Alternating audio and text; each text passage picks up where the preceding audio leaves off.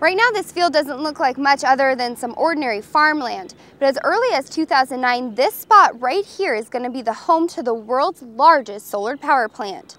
Its name is Solana, Spanish for sunny place, and Arizona is exactly that. Arizona Public Service Company announced plans to build the world's largest solar power plant with Spanish-based company Abengoa. The proposed plant will cost nearly $1 billion and will be located roughly 70 miles outside of Phoenix in Gila Bend. Currently, the 3 square miles serve as alfalfa fields, but Barbara Lockwood of APS says the plant should be completed as early as 2011. This is a very large project. The capital cost alone are over $1 billion. The plant should begin construction in early 2009 and will be completed tentatively in 2011. Unlike traditional solar power plants, Solana will generate 280 megawatts of electricity using tons of these. 2,700 parabolic mirrors will capture and focus the sun's heat onto a heat transfer fluid. Once heated, the fluid converts water into steam. The steam is then used to run conventional turbines, much like a conventional power plant, except Solana's energy output is a renewable energy source.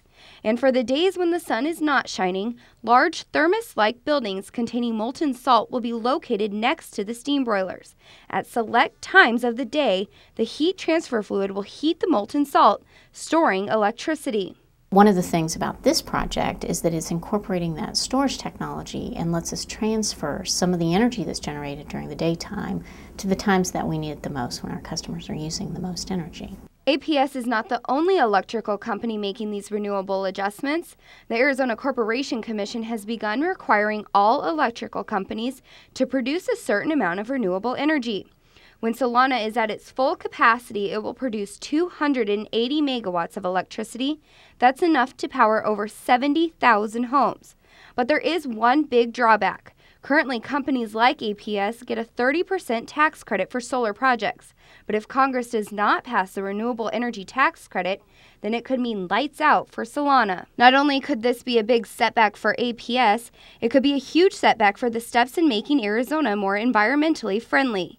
House Environment Chairman Representative Ray Barnes gave his take on Arizona's future in transitioning to noble energy projects. When the price of electricity reflects the availability of electricity, the problems will go away. We'll use less. For now, APS and Abengoa are taking all the steps necessary to get Solana up and running.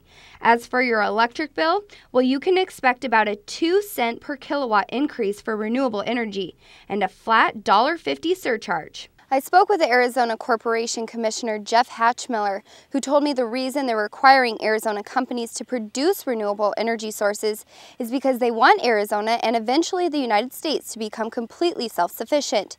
In Gila Bend, I'm Christina Sawicki for Arizona Capitol Television.